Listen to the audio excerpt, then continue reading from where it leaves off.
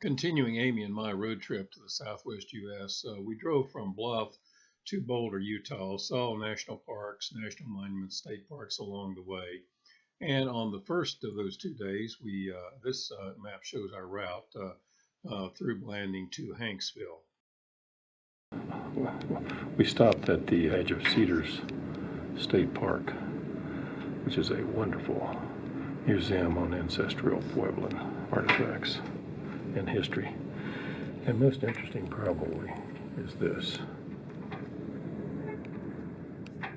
It's a macaw, a sash from the macaw birds of Mexico. So somehow they got up here. Macaw feather sash, it's called, circa AD 1150 or so. It's the only one known anywhere in the world, actually. Found in Canyonlands, just north of here. Here's a photograph of the macaw sash, which is an amazing artifact, and then a map showing the trade routes from Anasazi Country, top right, to the ocean and to Mexico.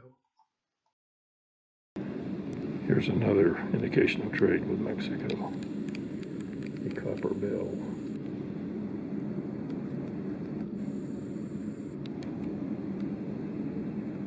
Found right here at Edge of Cedars, archaeological site. Corn was one of the three sisters that they ate along with squash and beans, and here's an exhibit of some of the corn. And this is a map of the ancestral Puebloan tribes and where they lived. This is the wonderful Edge of Cedars Museum, and just beside it is an archaeological site. It had a great house like Chaco Canyon, really big, and in the distance are the bear's ears that you could see quite well. And it has a restored kiva that Amy is here coming out of, and that ladder is a copy, but inside the museum you can see the original ladder that was used to get into the kiva. Supai Bridge, Natural Bridges National Monument. And there is an incredible bridge.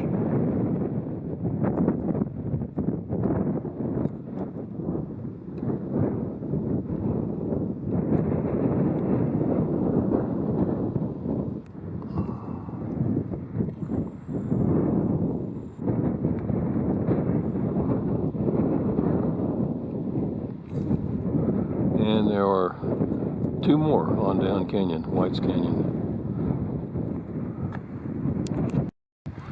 And here's Supai Bridge from above. The bridge is right below me. One opening is there, goes through, and comes out on the other side there.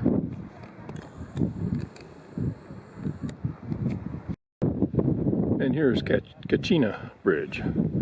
Hard to see, but there it is. Right there, it comes out there and comes in on the other side of that rock bridge. Incredible setting.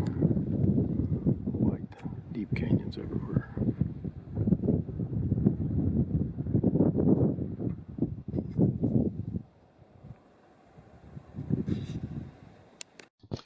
And here's the third of the natural bridges, Awaka Home or something like that. I'm not sure how to pronounce it. It's obviously the smallest and they think the oldest of all the natural bridges. Very thin on top, obviously. Teddy Roosevelt, though, rode his horse across it way back, but now people are prohibited from even walking across it because it might cause the bridge to collapse.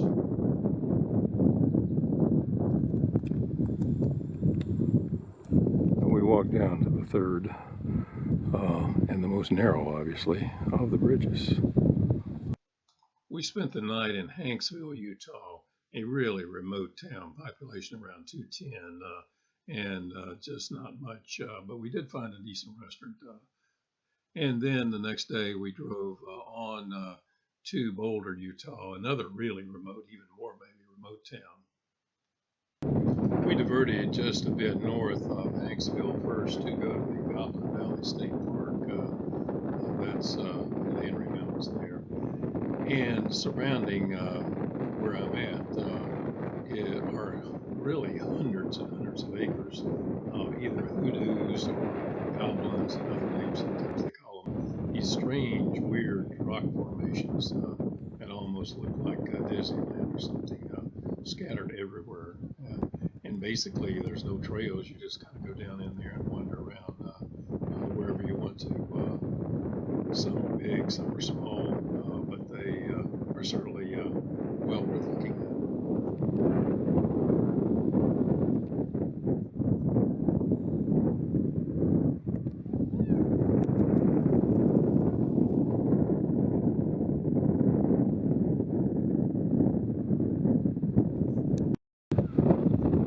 Goblin Valley State Park, north of Hanksville.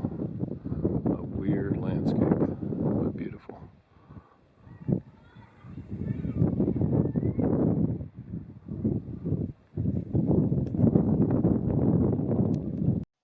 After Goblin Valley, we went to see the nearby Temple Mountain Wash panel. Some really good ancient pictographs that are on the wall right beside the road. And the ones there on the right date to 100, 1300 CE, while the ones on the left date to 2,000 years ago.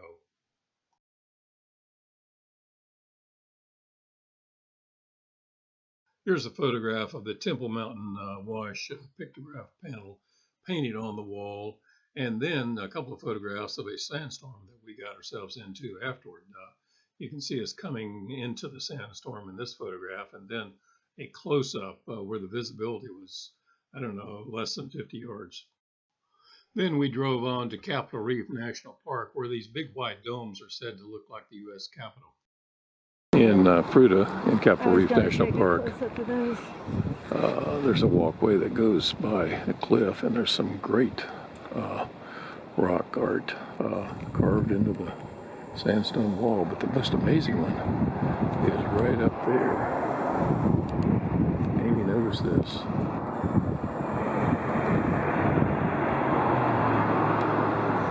And how they did it, who knows? Because it is, as you can see, a long way up from down here up to the center of the picture right there.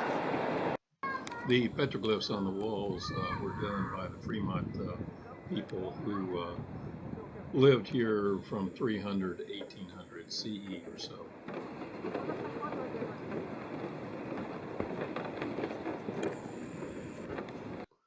Here's a couple of photographs of the pictoglyphs. First, a mountain sheep, and then some strange men carved into the wall. In the middle of Capitol Reef National Park, the north middle, I guess. The wind is incredible today. As you can hear, big gust, even here, somewhat protected by the mountains. And we're heading down, a short way down a wash that goes to Cassidy Arch Trail right there. And then it continues on down to Route 24, which is a road that goes through Capitol Reef. In Grand Wash, we got a look from the bottom of Cassidy Arch, way up high there, pointed out by the arrow. That was named after Butch Cassidy, the outlaw and train robber who supposedly had a hideout in this canyon.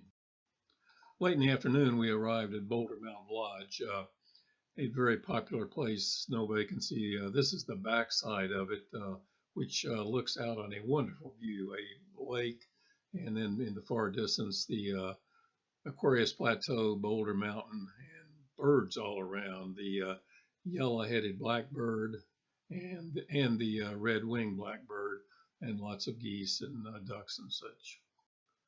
We had dinner at the Hell's Backbone Grill, a wonderful place. The only seating with COVID was outside, and it was cold, but well worth it. And we enjoyed me a pesto pasta and Amy some locally sourced mountain trout.